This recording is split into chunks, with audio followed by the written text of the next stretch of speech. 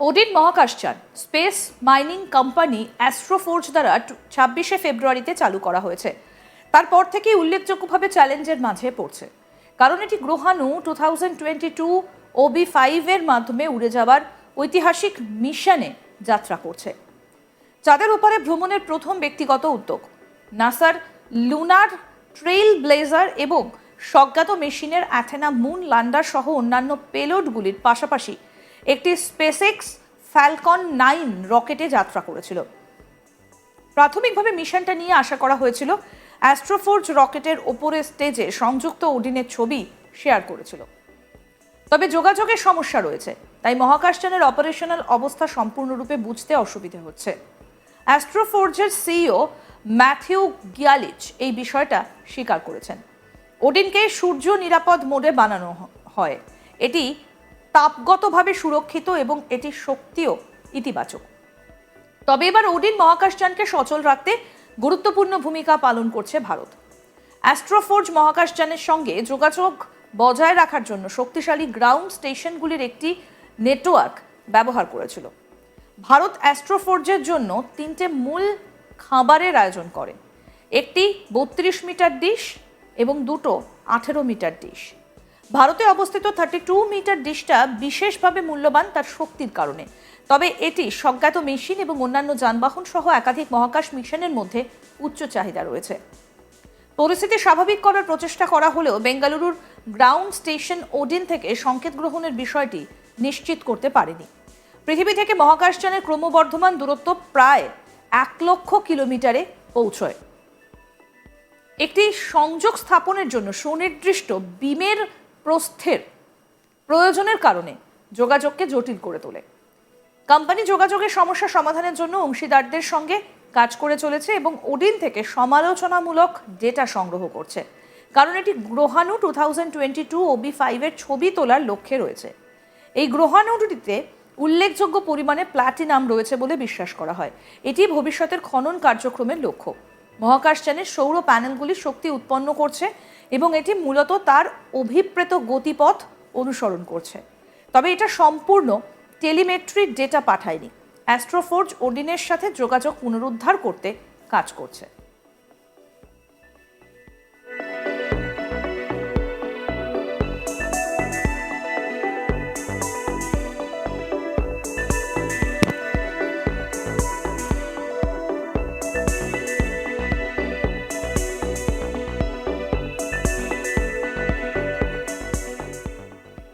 বর্তমান বিপত্তি সত্ত্বেও অ্যাস্ট্রোফোর্জ ওডিন মিশন 25 থেকে শেখা পাঠগুলিকে অন্তর্ভুক্ত করে ভেস্ট্রির সাথে এগিয়ে যেতে দৃঢ় প্রতিজ্ঞ।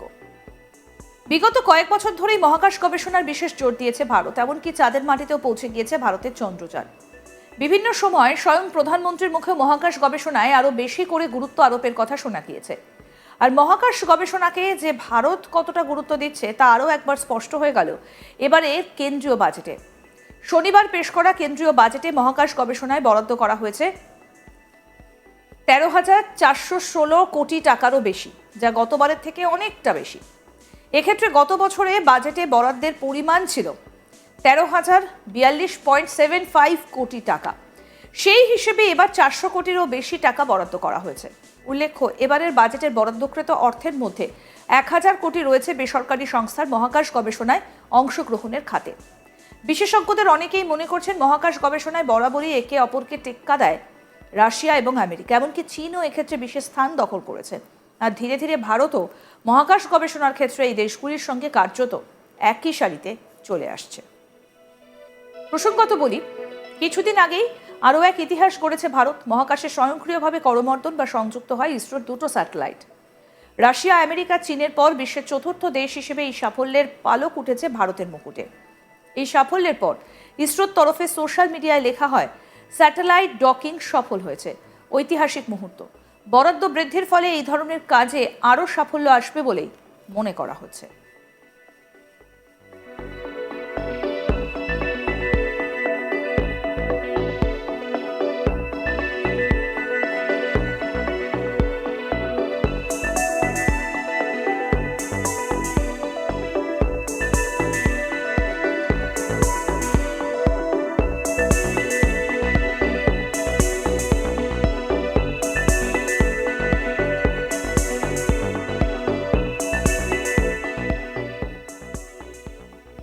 আগেই খবর পাওয়া গিয়েছিল যে চাঁদের মাটিতে অবতরণের জন্য প্রস্তুতি নিচ্ছে ফায়ারফ্লাই অ্যারোস্পেসের ব্লু ঘোস্ট মুন ল্যান্ডার।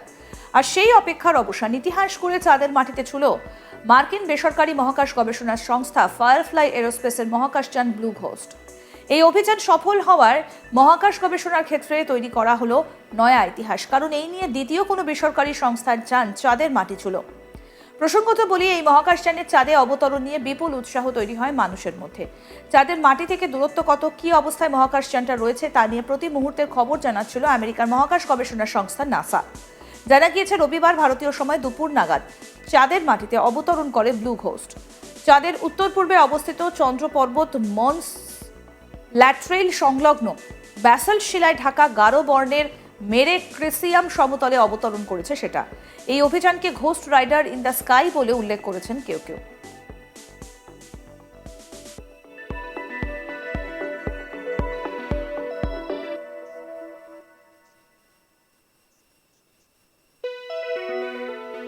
চাঁদের মাটিতে কাছাকাছি থেকে ছবি তুলে ইতিমধ্যেই পৃথিবীতে পাঠিয়েছে ব্লু ঘোস্ট। বেসরকারি চন্দ্রযানটিতে যে সোনালী ল্যান্ডারটা রয়েছে তা আকারে প্রায় জলহস্তির সমান। ব্লু ঘোস্ট মহাকাশযানে 10টি যন্ত্র রয়েছে, সেগুলোর মধ্যে উল্লেখযোগ্য চাঁদের মাটি পরীক্ষা করে দেখার অ্যানালাইজার, বিকিরণ সহিষ্ণু কম্পিউটার, চাঁদের মাটিতে দিক নির্দেশের মতো যন্ত্র। জানা গিয়েছে উচ্চমানের ছবি তোলার পাশাপাশি আগামী 16ই মার্চ চাঁদের বুকে সূর্যাস্তের ছবিও তুলবে এই ব্লু ঘোস্ট।